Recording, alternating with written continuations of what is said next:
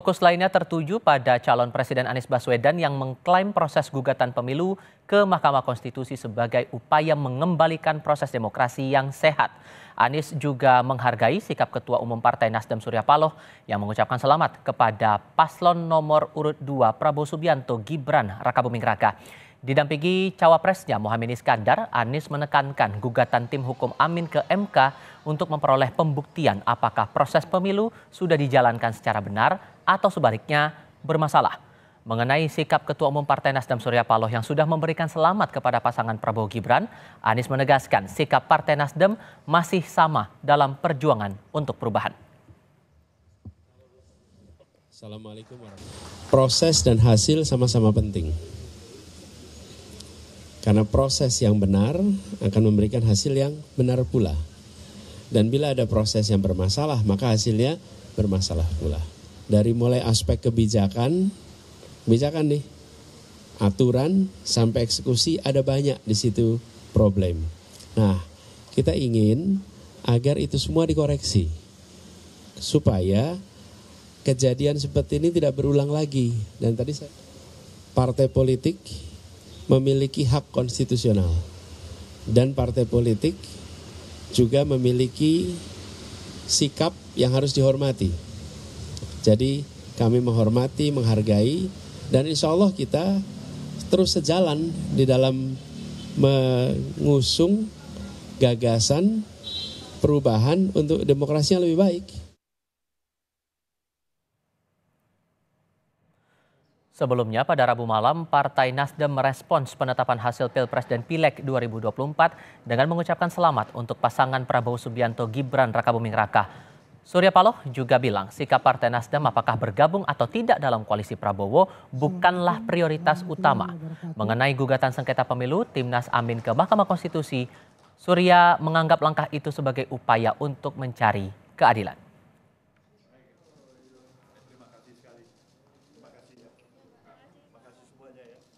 Partai Nasdem juga mengucapkan selamat kepada pasangan Prabowo Subianto dan Gibran Rakabuming Raka sebagai pemenang Pilpres tahun 2024. Apakah akan bergabung pada pemerintahan baru? Bergabung pada pemerintahan baru saya pikir bukan prioritas utama bagi Nasdem. Penghormatan kita untuk upaya mencari keadilan, upaya untuk mengevaluasi, memperbaiki dari sesuatu yang kita anggap perlu untuk dilakukan, saya pikir itu tetap harus berjalan sebagaimana mestinya. Di tengah perbedaan sikap Partai Nasdem dengan Anies Baswedan soal hasil pemilu, bagaimana komitmen Koalisi Perubahan mengawal langkah hukum sengketa pemilu ke Mahkamah Konstitusi? Kami akan diskusikan bersama dengan para narasumber. Untuk saat ini sudah bergabung juru bicara Timnas Anies Mohaimin Iwan Tarigan, dan kami masih menantikan kehadiran dari pengamat politik Hanta Yuda. Bang Iwan, selamat sore. Apa kabar, Bang? Ya, selamat sore. Terima kasih sebelumnya sudah mau hadir bersama kami kali ini. Sebagai partai yang mengusung pertama, Mas Anies saat mengajukan gugatan ke MK itu kok tidak ditemani Partai Nasdem? Partai Nasdemnya kemana, Bang? Partai Nasdem maksudnya pada saat apa nih? Saat menyampaikan gugatan ke Mahkamah Konstitusi pagi tadi, Bang. Tadi pagi ada Partai Nasdem, saya diberitahu oleh Sekjen Partai Nasdem kalau Partai Nasdem juga tadi ikut serta di dalam menyampaikan gugatan ke MK. Dan posisinya sudah berada di MK saat itu? Ada, tadi pagi ada. Saya infonya begitu dari Sekjen Partai Nasdem melalui jubirnya dengan Mas Indra.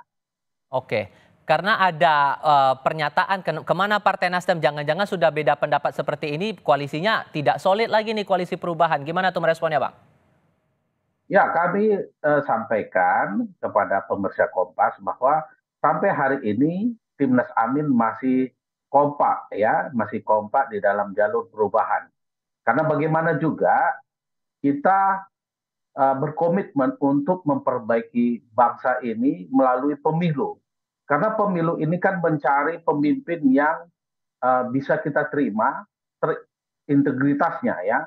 Tentunya proses-proses yang kita rasakan banyak kekurangan ya dan banyak kecurangan, ini harus kita sampaikan agar kita mendapatkan keadilan dan bangsa ini juga bisa belajar bagaimana berkontestasi secara benar untuk mendapatkan pemimpin yang berintegritas dan diterima oleh rakyat Indonesia.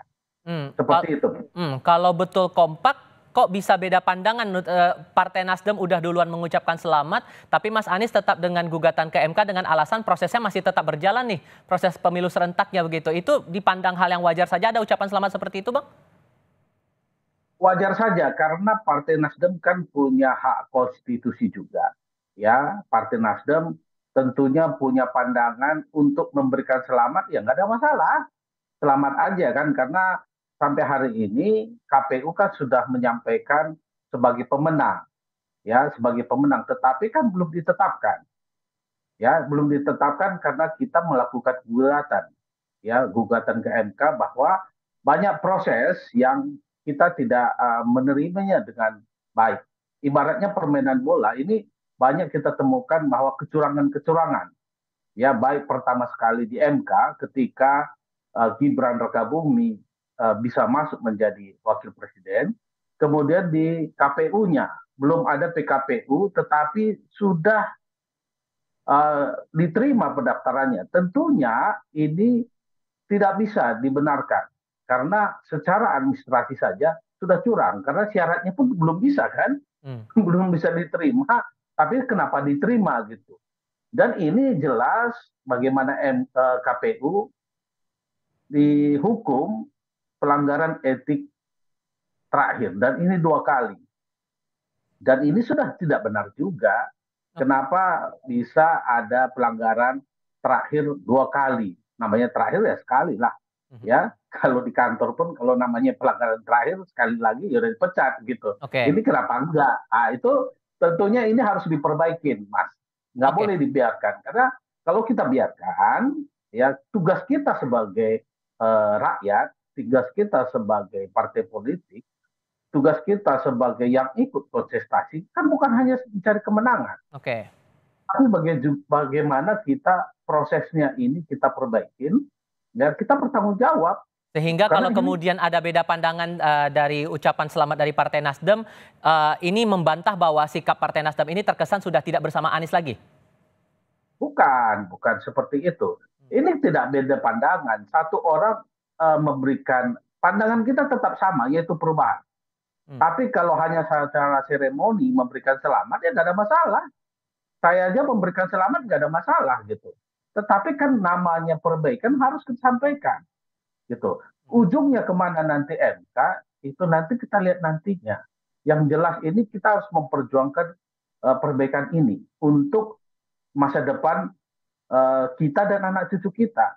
Jangan sampai ini terulang lagi.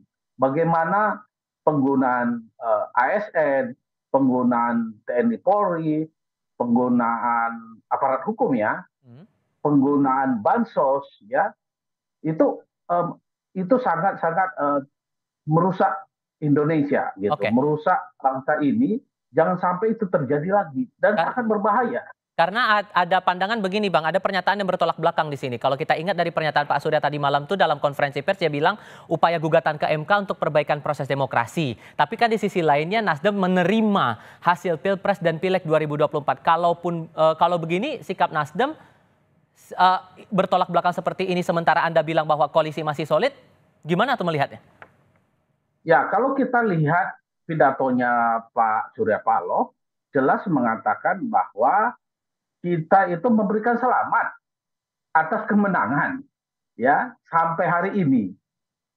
Artinya hari ini memberikan selamat. Bagaimana keputusan KPU nantinya? Ya itu nanti lagi kan begitu.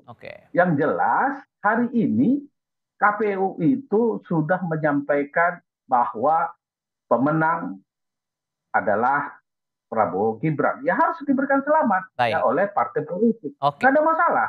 Itu kan hanya secara seremoni. Tetapi proses selanjutnya kan dihormati juga oleh Pak Surya Paloh. Bahwa tadi pagi Nasdem masih mengirimkan tim hukumnya, ya kan? Dan juga tim hukum Amin, itu kan pasti dengan persetujuannya Pak Anies semua. Tetap harus dilanjutkan. Maupun nanti kalau ada hak angket, itu harus. Karena kita begini Mas, tim Amin ini bukannya tim rusuh, ya. Tim rusuh kalah kemudian marah-marah, kemudian bilang ini itu gitu ya, yang Oke. menakutkan rakyat dan menakutkan masyarakat. Kita secara konstitusi melanjutkan. Kalau memang kita merasa ada kecurangan, ya kita sampaikan ke MK. Oke, Kan kita akan begitu coba saja. membaca hal ini dari segi politiknya dan sudah bergabung saat ini Mas Hanta Yuda. Mas Hanta, selamat sore. Selamat sore, Oke, Tifal. baik. Tadi sudah dijelaskan Bang Iwan bahwa sebetulnya Partai Nasdem itu ada dalam pengajuan gugatan ke MK, langsung datang ke Mahkamah Konstitusi. Tapi kalau kita membaca pernyataan Pak Surya Paloh mengucapkan selamat kepada pasangan Prabowo Gibran sudah menang dalam Pilpres, menerima hasil Pileg dan Pilpres kali ini, apa yang Anda baca? Ya, kalau secara substansial, Tifal memang ada makna yang kontradiktif. Ketika Pak Surya misalnya kita baca tersurat saja, menerima hasil, kemudian mengucapkan selamat kepada Prabowo Gibran, itu secara otomatis sebenarnya tidak ada tanda petik ya keseriusan untuk menggugat hasil Pilpres. Karena Pak Surya dalam hal ini Ketua Umum Partai Nasdem yang memegang veto player lah kunci di Partai Nasdem, kita tidak bisa bicara koalisi Amin ya, karena di sana ada PKS dan ada PKB. Tapi untuk konteks Nasdem, maka relevansinya itu melemah. Bukan melemah, tidak, sudah kontradiktif. Jadi hampir bisa dipastikan, saya lebih melihatnya Nasdem sudah lebih move on, sudah menerima, bukan indikasi, tapi dari kalimat yang disampaikan oleh Pak Surya Paloh Ketua Umum itu kan sudah jelas bahwa mengucapkan selamat dan menerima hasil Pilpres. Poinnya itu. Nah, bacaan saya ini bisa dibaca sebagai signal kemungkinan besar, jangan meresponnya hari ini. Hari ini kan dulu saya memprediksi Gerindra akan gabung ke pemerintahan, PAN gabung pemerintahan pada quick count 5 tahun yang lalu. Pada saat itu banyak politisi yang protes, tapi realitasnya yang terjadi. Nah, pada saat ini saya memprediksi kembali sama pada quick count kemarin, maka hari ini saya menegaskan kemungkinan Partai Nasdem itu akan memberi ini sebagai signal kuat akan bergabung dalam pemerintahan Prabowo Gibran dalam konteks ini. Ini sebagai prakondisi, saya baca signal. Tapi harus bersabar untuk membuktikannya. Yang kedua, saya kira Nasdem dalam hal ini suara Pak Surya Paloh ini justru tanda petik memberikan legitimasi politik yang kuat kepada Prabowo Gibran. Jadi kalau sengketa ini kan mendelegitimasi tanda petik ya sebenarnya meskipun mencari kebenaran dan seterusnya, tapi dia agak kontradiktif. Tapi dengan statement Pak Surya Paloh ini bisa jadi sudah memperkuat legitimasi politik terpilihnya Prabowo Gibran. Ini juga bagian dari